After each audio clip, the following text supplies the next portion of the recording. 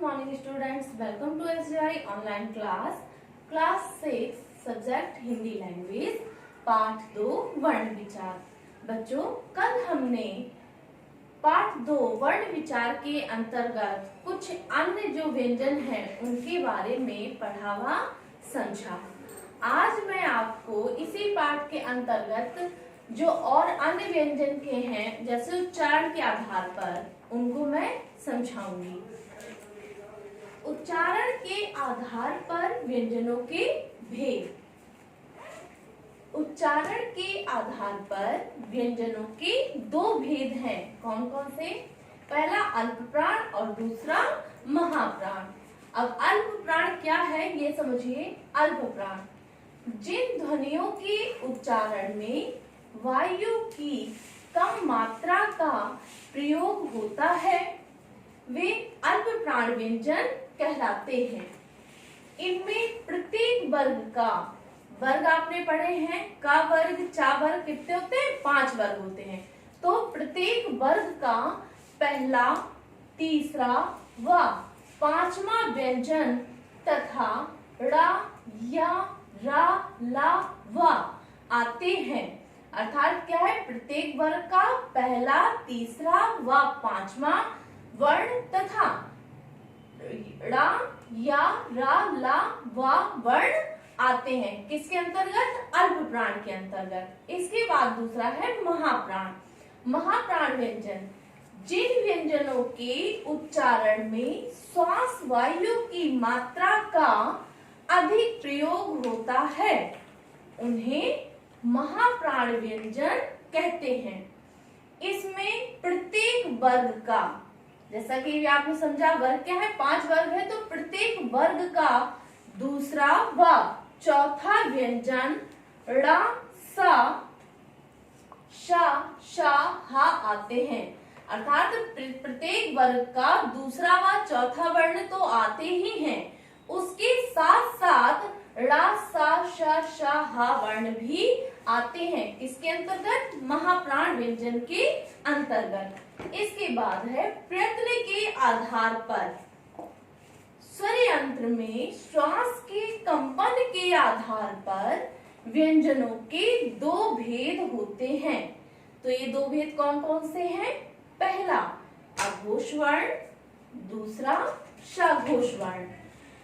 अघोष वर्ण जिन ध्वनियों के उच्चारण में स्वर यंत्रिका में किसी प्रकार का कंपन नहीं होता उन्हें अघोष वर्ण कहते हैं।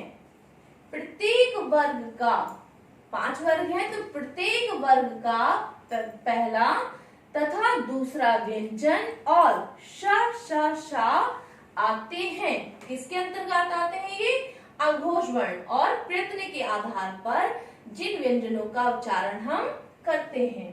दूसरा है सघोष वर्ण जिन ध्वनियों के उच्चारण में स्वर तंत्रिका में कंपन होता है उन्हें सघोष वर्ण कहते हैं। इसमें प्रत्येक वर्ग का तीसरा, चौथा और 5वां व्यंजन तथा ड़ा, डा, या, रा, ला, वा और हा आते हैं।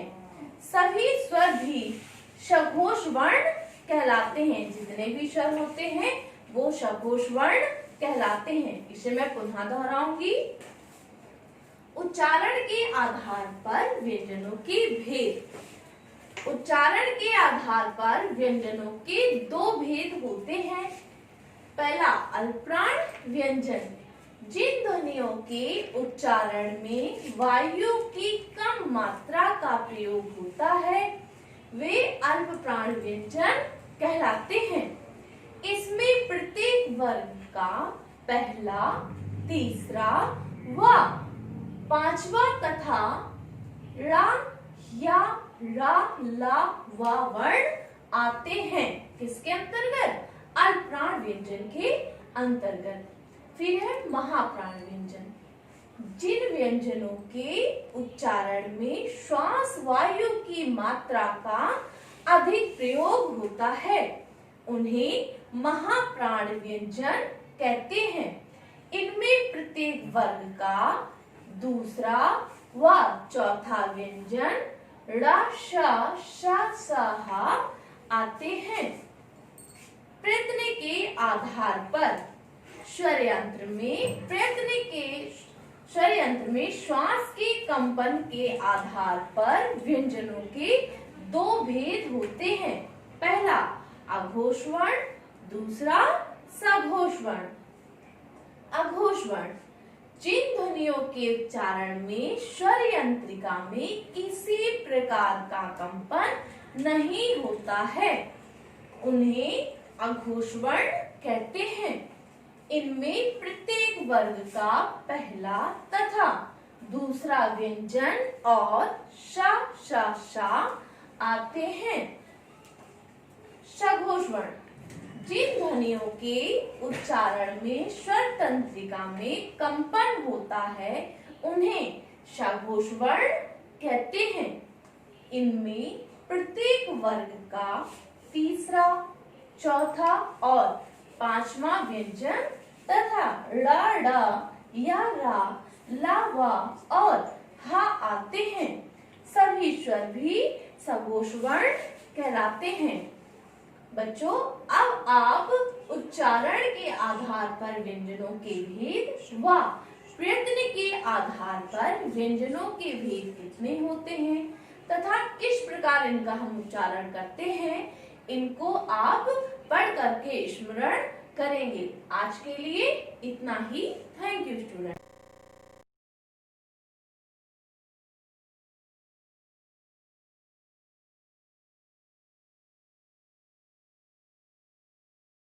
Hello students, have a wonderful morning to one you all. I welcome you on a video lecture class.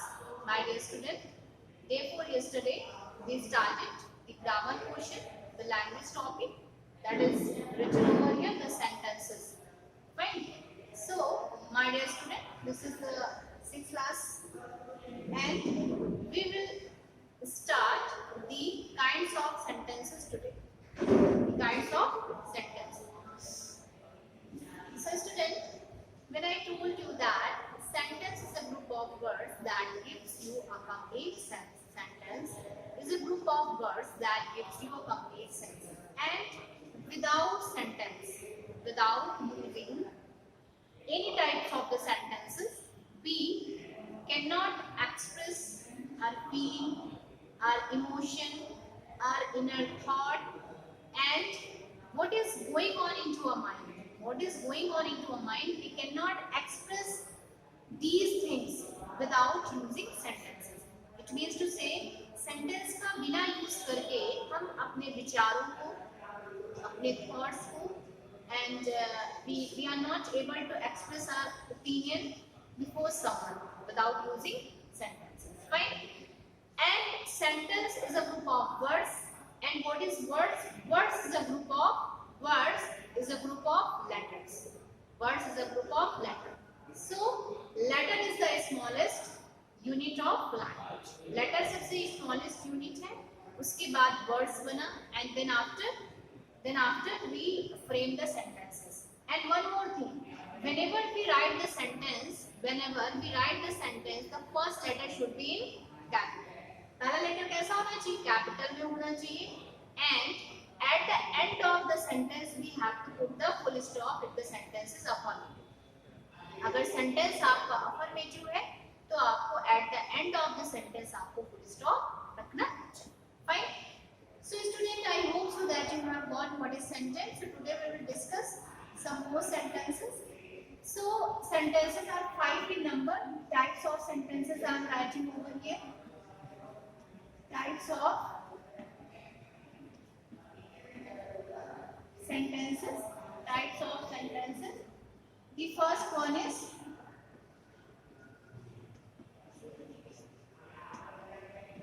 affirmative. Right? The second one is negative. The first one is affirmative. The second one is negative. Third one is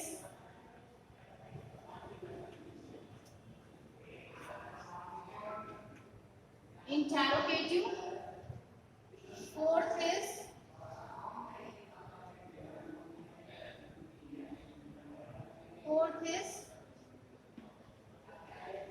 imperative. Fourth is imperative. Next one is exclamatory, and the last one is objective. So these are 6 in number, that these are written before you. So student, if we count them, so it can be 5 in number, because this one and this one, it means affirmative and negative. Affirmative and negative, these are the parts of assertive. These are the parts of assertive. ये assertive का ही part है क्या? Assertive is a one and it can be classified into two, affirmative and negative. Fine, affirmative and negative. So it's one, and the second one is interrogative, and the fourth one is imperative, the fifth is exclamatory, and sixth one is objective. So student, I will write some sentences so you can get it very well. First we will take the assertive sentence, affirmative sentence. So which type of the sentence is affirmative? Affirmative is such type of the sentence that is started with your subject, then after you have to put your helping verb or main verb, and then after you have to put your object, and at the end of the sentence you have to put your full stop. If the sentence is affirmative. The sentence is affirmative. Suppose that there is a sentence, Ram gets up early in the morning. Ram gets up early in the morning. This one is affirmative. And what will be the negative of this one? Ram does not get up early in the morning. Fine.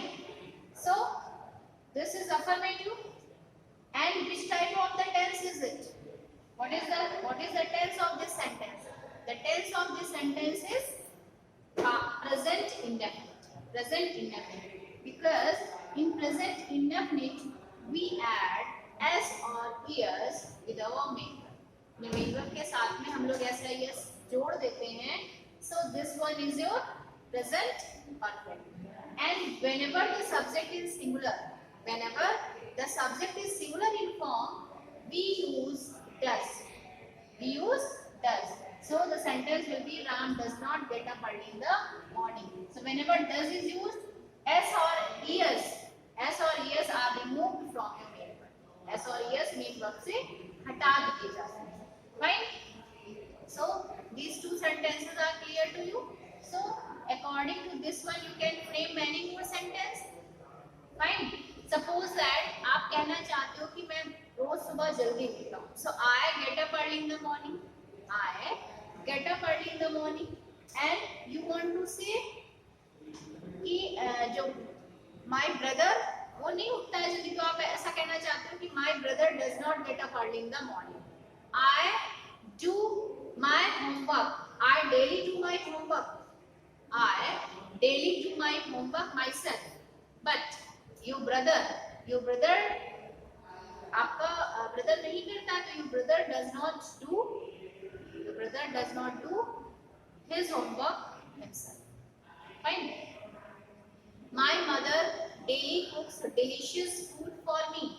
My mother daily cooks delicious food for me. मेरी माँ रोज मेरे लिए delicious food बनाती है.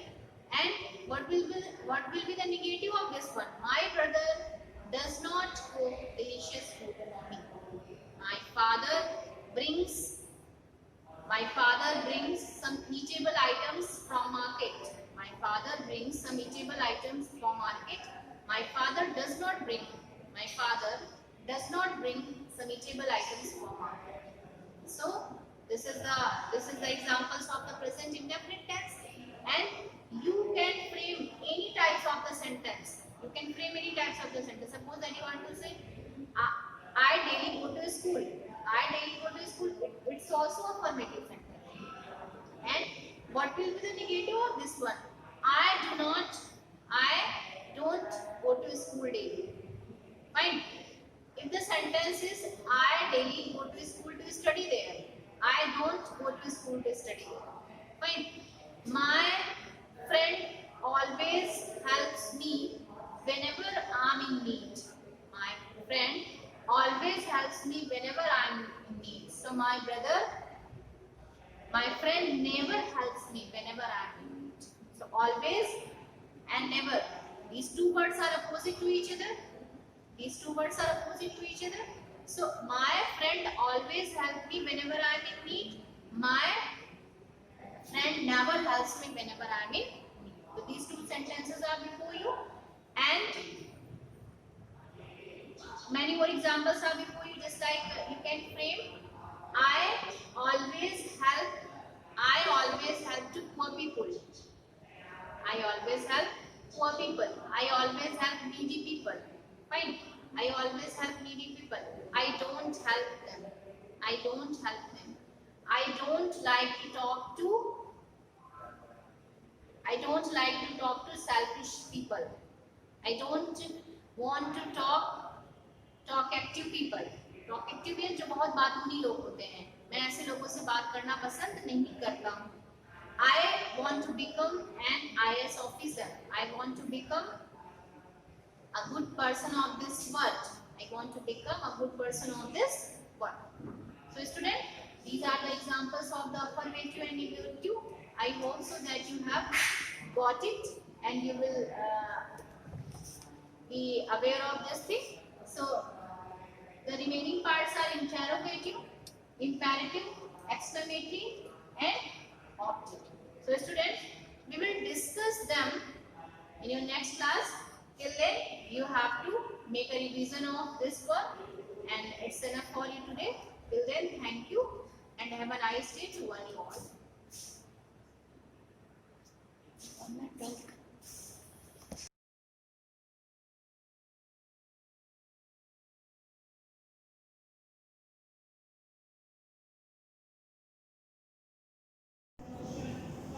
Myself, Rakesh Kumar, maths teacher of Shivaji Group of Institution. Math class में Hindi medium 6 class के बच्चों का स्वागत है। बच्चों, आपने पिछली क्लास में एक्सरसाइज नंबर 2.4 तक अध्ययन कर लिया था। इस क्लास में पूर्णांकों के बारे में जानकारी लेंगे कि पूर्णांक क्या होते हैं। पूर्णांक हमारे पास 3 प्रकार के होते हैं। नंबर 1, ऋणात्मक पूर्णांक। ऋणात्मक पूर्णांक, फिर 0,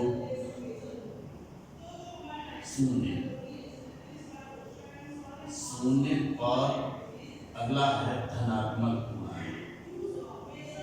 धनात्मक पूर्णांक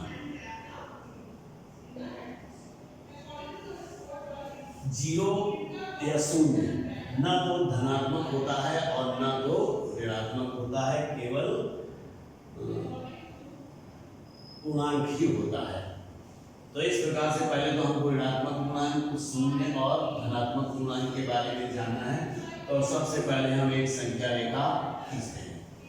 संख्या रेखा में मध्य में 0 नोट करते हैं। 0 के दाईं ओर सभी संख्याएं धनात्मक संख्याएं 1, इस प्रकार से आगे की ओर लिखते हैं 1, 2, 3, 4, 5, 6, 7। 0 के बाईं ओर -1, -2, -3, -4, -5 और -6। इस तरीके से हम संख्या रेखा पर प्रदर्शित करते हैं। अब हमको थोड़ा सा इसमें संख्या रेखा में जानने की जरूरत है कि जीरो यानी किसी भी संख्या, इस संख्या रेखा पर लिखी हुई किसी भी संख्या को ले लेते हैं। मान लीजिए हमने 4 को ले लिया, तो इसमें ध्यान देने की जरूरत है कि 4 के दाईं ओर जो संख्या है वो बड़ी है और 4 से बाईं ओर जो संख्या है वो छोटी है 4 से। तो किसी भी संख्या को ले, चाहे जिस संख्या की बात करें हम, तो उसके ठीक दाईं ओर जो संख्या रेखा पर दाईं ओर लिखी हुई संख्या पहली वाली संख्या से बड़ी होती है और बाईं ओर लिखी संख्या उस संख्या से छोटी होती है। तो सबसे बड़ा कंफ्यूजन ये तो आप 1 2 3 4 5 6 7 8 9 10 ऐसे तो आप बहुत आसानी से जानते हैं कि कौन सी बड़ी है कौन सी छोटी है, लेकिन कंफ्यूजन आपको केवल ऋणात्मक संख्याओं में ज्यादातर होता है। ऋणात्मक संख्याओं में भी देखें, अगर हम -2 लेते हैं, -2, तो -2 आपको देखने में तो लग रहा है कि 1 से ये बड़ी संख्या है, लेकिन -2 के दाईं ओर संख्या कौन सी है? -1, और बाईं ओर संख्या क्या है? -3। तो -2 से -1 बड़ा है और -3 छोटा है। देखने में तो आपको लगता है कि -3, इसमें तो आप 3 बड़े बड़े कह रहे थे, लेकिन इसमें चूंकि माइनस में है तो माइनस में संख्या जो होती है और जिसका परिमाण ज्यादा होता है वो संख्या छोटी होती है। तो इस प्रकार से पूर्णांक कितने हैं? ऋणात्मक पूर्णांक, शून्य और धनात्मक पूर्णांक।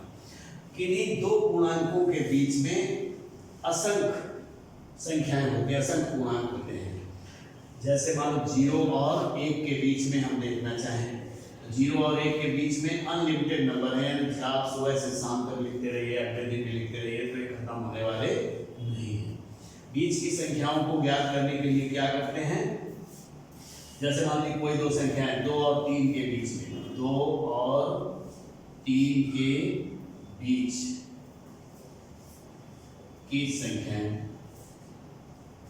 लिखिए। तो इनको लिखने के लिए अगर हम दशमलव में जाएं तो दशमलव लगा करके कुछ भी लिख सकते हैं, जैसे ऐसे 2 के बाद होगा 2.1, 2.2, 2.3, 2.4, 2.5, 2.6, 2.7, 2.8 और 2.9। अब इसके आगे अगर देखेंगे तो फिर हमारा 3 आ जाएगा।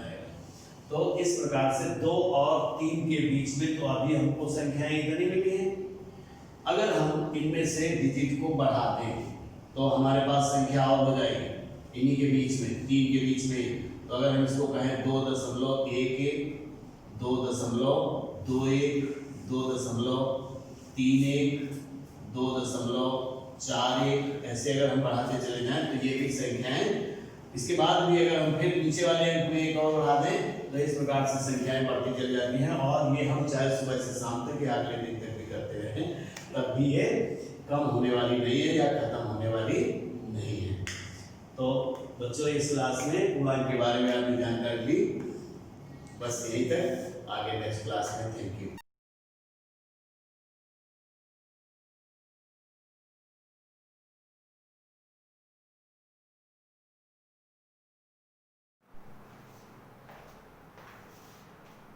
Very good morning students. बच्चों मैंने अपने प्रीवियस लेक्चर में आपको ज्योग्राफी लेसन 2 भूआकृतियां चैप्टर का रिवीजन करवा रही थी। आज मैं इसी रिवीजन को कंटिन्यू कर रही हूँ। नेक्स्ट क्वेश्चन में आपको डिस्कस करने जा रही हूँ आज भूआकृतियों के प्रकार तथा नाम बताइए। तो भूआकृति यानी लैंडफॉर्म। तो जैसा कि आपको पता है कि पृथ्वी की सतह हर जगह एक समान नहीं होती है। कहीं पर उबड़-खाबड़ होती है, कहीं पर बंजर होती है, तो कहीं पर समतल होती है। इन्हीं को हम लोग क्या कहते हैं बच्चों? भूआकृतियां कहते हैं। तो पृथ्वी की ऊपरी सतह अर्थात भूपृष्ठ पर अनेक प्रकार की भूआकृतियां दिखाई देती हैं, जैसे मैदान, पर्वत, पठार, नदियां, घाटियां, डेल्टा, ये सब हमारी क्या है? भूआकृतियां हैं। तो सन 1919 में अमेरिकी भूवैज्ञानिक R.D. सेल्सबरी ने भूआकृतियों का वर्गीकरण करते हुए उसे 3 वर्गों में विभाजित किया। किसने विभाजित किया है? अमेरिकी भूवैज्ञानिक R.D. सेल्सबरी ने इसे 3 वर्गों में विभाजित किया है। तो हम बात करते हैं प्रथम वर्ग। तो प्रथम वर्ग में बच्चों क्या आते हैं? हमारे महाद्वीप, महासागर, क्या आते हैं प्रथम वर्ग में हमारे महाद्वीप और महासागर। तो जैसे मैंने बताया ना कि महासागर, मैंने अपने प्रीवियस लेक्चर में आप लोगों को समझाया था कि 3 महासागरों के नाम जैसे मैंने बताया था, प्रशांत महासागर, अटलांटिक महासागर तो हिंद महासागर। प्रशांत महासागर क्या होता है बच्चों, सबसे बड़ा महासागर है, और अटलांटिक महासागर दूसरा बड़ा महासागर है, जिसको हम अंत महासागर भी कहते हैं। द्वितीय वर्ग में क्या आता है बच्चों, हमारा पर्वत। पर्वत मैंने आप बता ही चुकी हूँ, आई ऑलरेडी एक्सप्लेन कि 4 प्रकार के पर्वत होते हैं, वरिष्ठ पर्वत, अवरोधक पर्वत, ज्वालामुखी पर्वत और अवशिष्ट पर्वत। मैदान, संरचनात्मक मैदान, कटाव के मैदान और निक्षेपण मैदान। पठार, पठार में मैं आपको बता चुकी हूँ, प्रशिशु पर्वतीय पठार, रंग बिरंगे पठार और महाद्वीपीय पठार। तो द्वितीय वर्ग में बच्चों हमारा क्या आता है, पर्वत, मैदान और पठार। तृतीय वर्ग में हमारा आता है बच्चों घाटियां, जल प्रपात, डेल्टा और हिमोड़। तो ये हमारे 3 वर्ग हो गए। इनको किसने बताया है, अमेरिकी भूवैज्ञानिक R.D. सल्सबरी ने 3 वर्गों में विभाजित किया, प्रथम वर्ग, द्वितीय वर्ग और हमारा तृतीय वर्ग।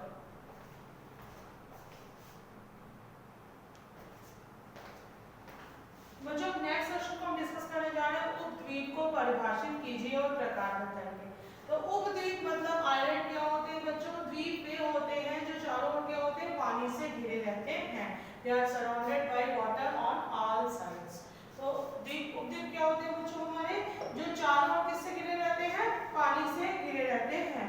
इनके प्रकार क्या है, सबसे पहले महाद्वीपीय द्वीप, तो ये बस एक द्वीप होते हैं।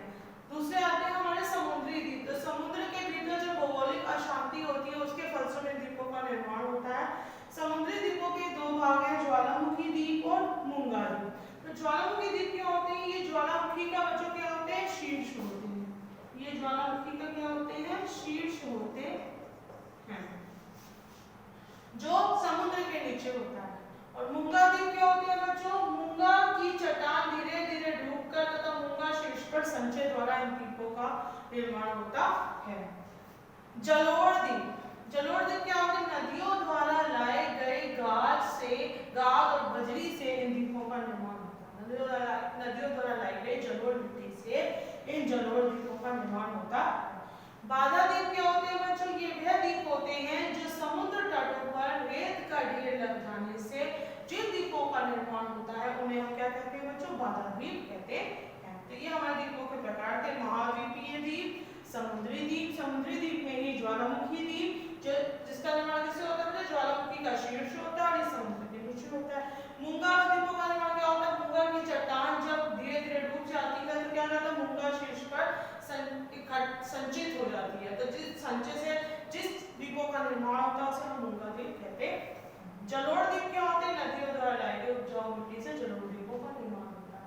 और बाधा द्वीप होते हैं जो समुद्र तटों पर रेत का ढेर इकट्ठा हो जाने से जिन द्वीपों का निर्माण होता है उन्हें हम बाधा द्वीप कहते हैं।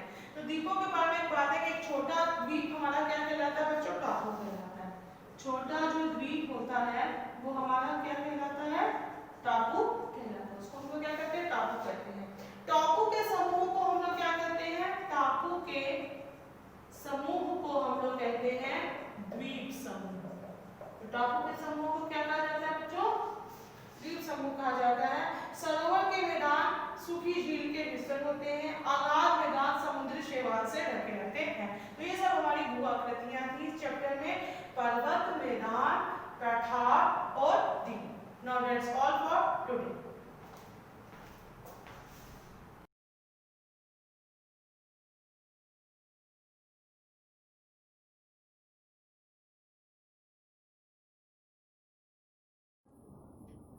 Hello class, welcome to you Shivaji group of institutions online classes. Students, मैंने आपको चैप्टर 2 मैंने आदि मानव का जीवन के बारे में पहले पढ़ाया है कि पुराना इतिहास माने जो पुराना यानी पूरा इतिहास है उसे 4 भागों में बांटा गया था। पहला क्या है, पूरा पाषाण काल, जिसका समय काल क्या था, 5 लाख ईसा पूर्व से 10,000 ईसा पूर्व तक। मध्य पाषाण काल 10,000 से लेकर 8,000 ईसा पूर्व तक। नव पाषाण काल जो 8,000 से लेकर 4,000 ईसा पूर्व तक। तो नव पाषाण काल तक यानी पूरा पाषाण काल क्या था, मनुष्य बिल्कुल ही हर चीजों से अनजान था, माने वह जानवरों की तरह जीवन जीता था, वह माने उसे किसी भी तरह की कोई जानकारी नहीं थी, माने उसे हर काम करने में क्या था, कठिनाई होती थी। वह अपने काम को करने के लिए कई चीजें माने धीरे धीरे करके उसने प्रगति की। बट मध्य पाषाण काल क्या था, मनुष्य थोड़ा सा डेवलप हो गया था, मनुष्य के दिमाग में थोड़ा विकास आ गया था, माने उस विकास के जरिए माने उसने पूरा पाषाण काल में आग का आविष्कार तथा मध्य पाषाण काल तक उसने दूसरी भी कई चीजों का आविष्कार कर लिया था। अब हम बात करते हैं नव पाषाण काल, माने नव पाषाण काल का जो समय था वो 4000 ईसा पूर्व 8000 ईसा पूर्व से लेकर 4000 ईसा पूर्व तक था। इस समय में मनुष्य ने नवीन तकनीकी के बारे में तथा अपने ज्ञान को विकसित करने के लिए नवीन चीजों का भी आविष्कार कर लिया था। जैसे क्या था, पहिए का आविष्कार था। पहिए का आविष्कार उसके लिए सबसे बड़ी उपयोगिता थी, क्योंकि पहिए के माध्यम से उसका जीवन सरल और आसान हो गया था, जिससे वह ट्रांसपोर्ट के लिए तथा सबसे पहले उसने पहिए का प्रयोग कुम्हार के चाक के लिए यानी बर्तन बनाने के लिए किया था, तथा उस समय कपास से रुई निकालने के लिए भी पहिए का प्रयोग किया जाता था। नव पाषाण काल के बाद अब हम बात करते हैं ताम्र पाषाण काल की। ताम्र पाषाण काल से आपका मतलब है, ताम्र का मतलब ही होता है तांबा, माने तांबा एक धातु, माने ताम्र पाषाण काल, माने ताम्र पाषाण काल का जो समय था वो 4000 ईसा पूर्व से लेकर 2000 ईसा पूर्व तक था, माने 4000 ईसा पूर्व से 2000 ईसा पूर्व तक था। ये माना जाता है कि ताम्र पाषाण काल में मनुष्य ने जो पूरा पाषाण काल, मध्य पाषाण काल तथा नव पाषाण काल में माने जिन औजारों को वो पत्थरों और लोहे से बनाता था, ताम्र पाषाण काल में उसने पत्थरों को तांबे से बनाना स्टार्ट कर दिया था। बर्तन भी हमारे तांबे की धातु का भारी मात्रा में उपयोग होने लगा था। इस प्रकार हम कह सकते हैं कि धीरे धीरे प्राचीन काल तक औजारों और हथियार जो थे वह पूरी तरह से तांबे से बनने लगे थे। कांसा, तांबा और टिन, कांसा था वो तांबे और टिन को मिलाकर बनाया जाता था, माने कांसा धातु जो थी वो तांबे और टिन को मिलाकर बनाई जाती थी। ये अयस्क जो था औजार और हथियार बनाने के लिए भी अच्छे थे। माने तांबा ऑलरेडी क्या था, एक कठोर धातु थी, और इस कठोर धातु से जो भी औजार और हथियार बनाए जाते थे वो क्या थे, मजबूत थे, माने उनमें मजबूती अधिक थी। तो उत्तर भारत में क्या था, कांसे और तांबे दोनों का प्रयोग किया जाता था, माने क्योंकि उत्तर भारत में तांबा और टिन दोनों चीज पाई जाती थी, जिससे तांबे और टिन को मिलाकर कांसा बनाया जाता था, और उत्तर भारत में सबसे ज्यादा प्रयोग तांबे और कांसे दोनों का होता था। अब हम बात करते हैं धातुओं की खोज। माने धातुओं की खोज में तांबे की खोज होने से, माने ये क्या थी, कठोर धातु थी, जिससे औजार और हथियार, बर्तन आदि जो भी बनाए जाते थे वो कैसे होते थे, कठोर थे, मजबूत थे, माने उनका उपयोग जो था वह अच्छे ढंग से किया जा सकता था। औजार तो ताम्र पाषाण काल से हमें ये पता चलता है कि इस काल में जो भी औजार बनते थे वह तांबे के बनते थे।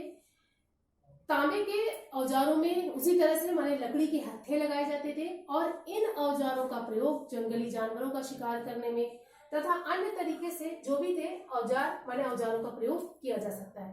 ताम्र पाषाण काल जो था वह गंगा की घाटी में, छोटा नागपुर पठार में, कर्नाटक के ब्रह्मगिरी में तथा महाराष्ट्र के नवद टोली में मिले हैं।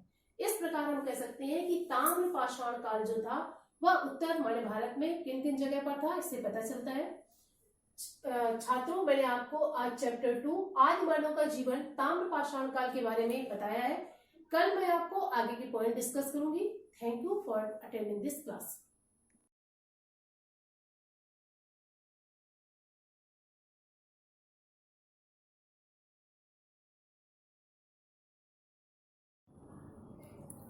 सुस्वागतम। मैं रेणुलता पांडे, संस्कृत शिक्षिका, शिवाजी ग्रुप ऑफ इंस्टीट्यूशंस। बच्चों, आज मैं आपको शब्द रूप पढ़ाऊंगी।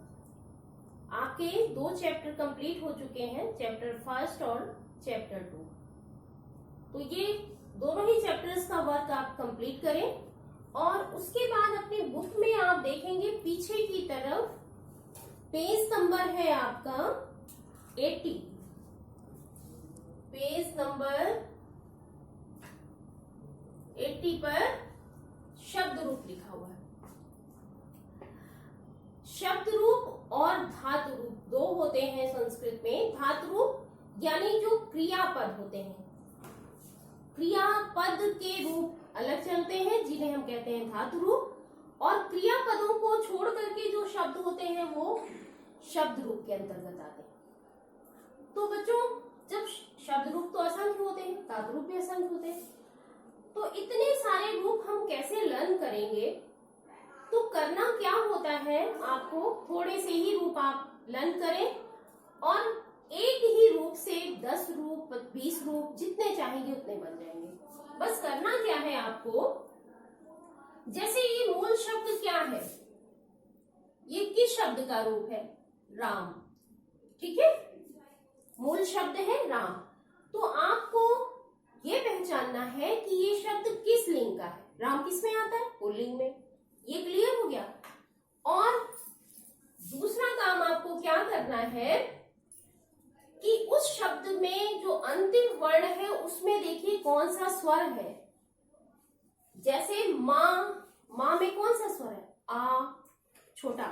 ठीक है, तो इस राम शब्द को हम बोलेंगे ये कैसा शब्द है? अकारांत पुल्लिंग। राम जो है वो है अकारांत पुल्लिंग, पुल्लिंग शब्द है। ठीक है,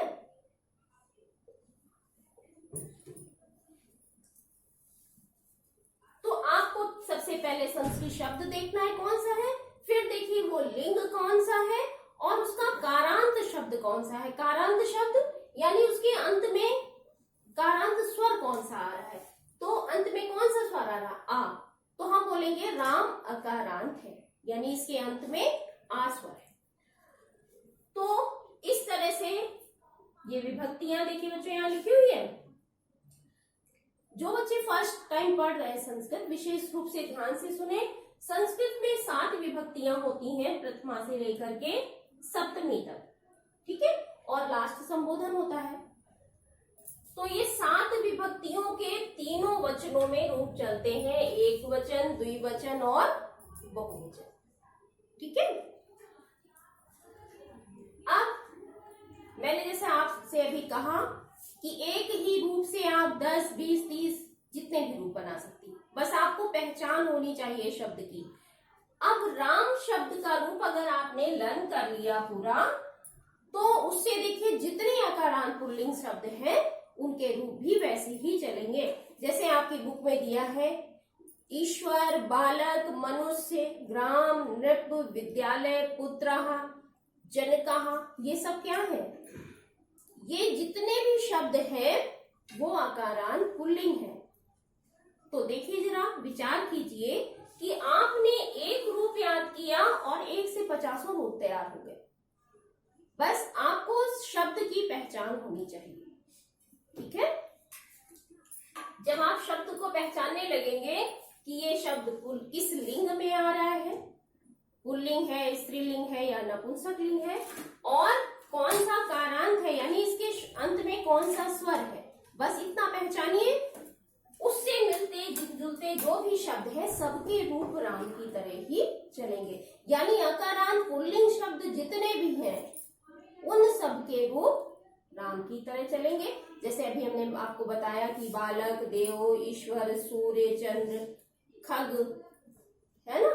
तो इस तरह से जितने शब्द होंगे उनके रूप अकारांत पुल्लिंग राम की तरह ही चलेंगे। ठीक है, अब उच्चारण देख लीजिए, आप उच्चारण सही करिए जिससे याद करने में आसानी हो। ये विसर्ग है, विसर्ग का उच्चारण हा की तरह होता है। रामः, रामो, रामः, ऐसे पढ़ना है आपको।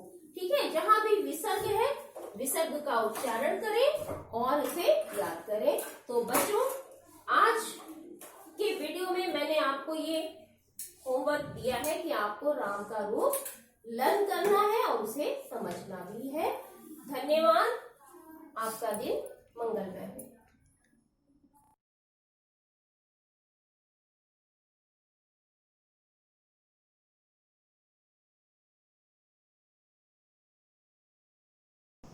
Myself Rakesh Kumar, science teacher of Shivaji Group of Institution. Science class में 6 क्लास हिंदी मीडियम के बच्चों का स्वागत है। तो बच्चों, इस क्लास में सामान्य जानकारी के बारे में, विटामिन्स के बारे में आज अध्ययन करते हैं। तो विटामिन्स क्या होते हैं? तो विटामिन भी कम मात्रा में हमारे शरीर के लिए आवश्यक हैं। ये वे रसायन हैं जो शरीर को स्वस्थ बनाए रखने में सहायता करते हैं। पानी तथा वसा में घुलनशीलता के आधार पर इन्हें मुख्य 2 भागों में बांटा गया है। तो फैट सॉल्युबल, वसा में घुलनशील विटामिन, वसा में घुलनशील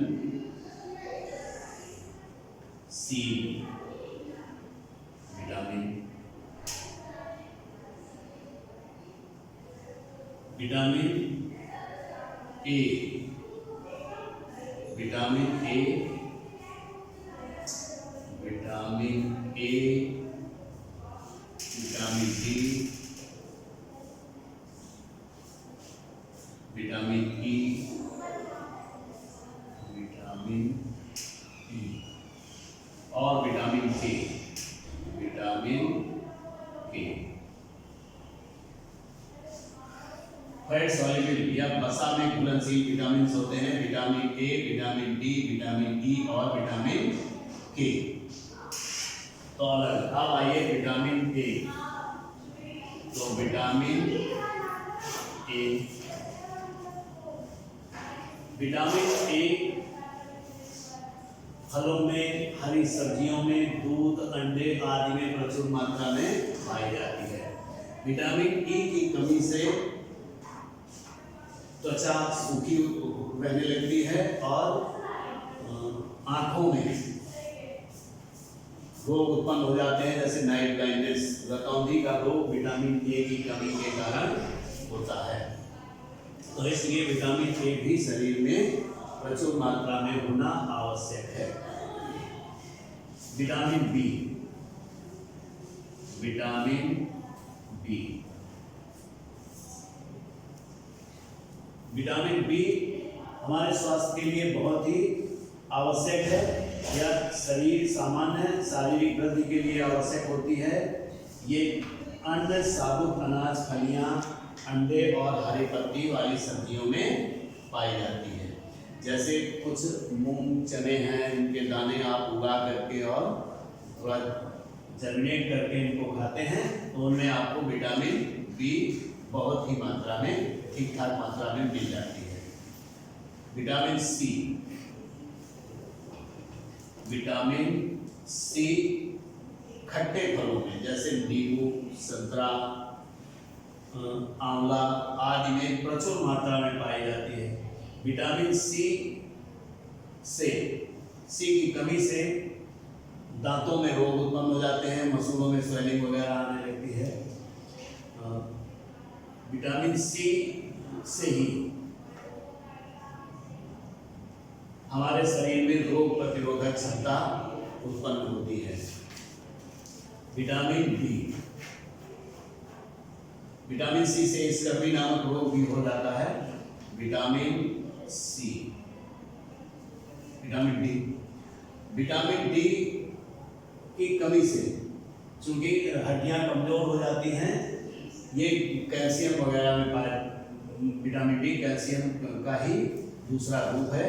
अब कैल्शियम का मतलब है, अगर कैल्शियम का कैल्सिफिकेशन नहीं होता है तो आपका शरीर अब्जॉर्ब नहीं करता है। जैसे कैल्शियम का इस्तेमाल, कैल्शियम की कमी को पूरा करने के लिए लोग कैल्शियम की टैबलेट का भी इस्तेमाल करते हैं, लेकिन उन टैबलेट्स का ओनली 5% पार्ट ही बॉडी ऑब्जॉर्व करता है और बाकी ऐसे ही निकल जाता है। तो विटामिन डी की कमी को पूरा करने के लिए दूध, अंडे आदि में विटामिन डी प्रचुर मात्रा में पाई जाती है। इसी प्रकार से सब्जियों में जैसे कद्दू में विटामिन डी बहुत मात्रा में यानी कैल्शियम बहुत मात्रा में पाया जाता है। तो कैल्शियम की कमी को पूरा करने के लिए कद्दू की सब्जी भी बहुत ज़्यादा खानी चाहिए। Vitamin E, vitamin E, vitamin E की कमी से जननांगों का विकास रुक जाता है। मोस्टली विटामिन ई जननांगों के लिए ही इम्पोर्टेंट है। तो विटामिन ई मिलता किसमें है? विटामिन ई हमको जमे हुए बीजों में और निकोटीन से मिलता है। तो हमें या तो जैसे गेहूं को फुला करके जब वो पानी में डाल दें और वो फूल जाए और उसको फिर पीसने के बाद उसका इस्तेमाल किया जाए तो उसमें विटामिन ई प्रचुर मात्रा में पाई जाती है, जिससे बॉडी में उन अंगों का यानी जननांगों का भी विकास हो सकता है। विटामिन के या रक्त का थक्का बनाने में सहायक होती है। विटामिन के, विटामिन के ये रक्त का थक्का बनाने में सहायक होती है। जैसे अगर आपको कहीं चोट लग जाए और ब्लड निकल रहा है, अगर विटामिन ए की कमी है तो फिर ब्लड रुकेगा नहीं, थक्का ही नहीं बनेगा, जिससे वो रुकेगा नहीं। तो ये पालक, फूल गोभी और टमाटर, पालक, फूल गोभी और टमाटर में प्रचुर मात्रा में पाई जाती है। टमाटर में प्रचुर मात्रा में पाई जाती है। तो बच्चों, आपने विटामिन के बारे में पूरी जानकारी ले ली। कौन कौन सी? Vitamin A, vitamin B, vitamin C, vitamin D, vitamin E और विटामिन के। विटामिन बी में भी और भी पार्ट हैं। Vitamin B1, B2, B3, B12, riboflavin, इस प्रकार से। तो आज इस क्लास में केवल विटामिन के बारे में ही यहीं तक, आगे नेक्स्ट क्लास में। Thank you.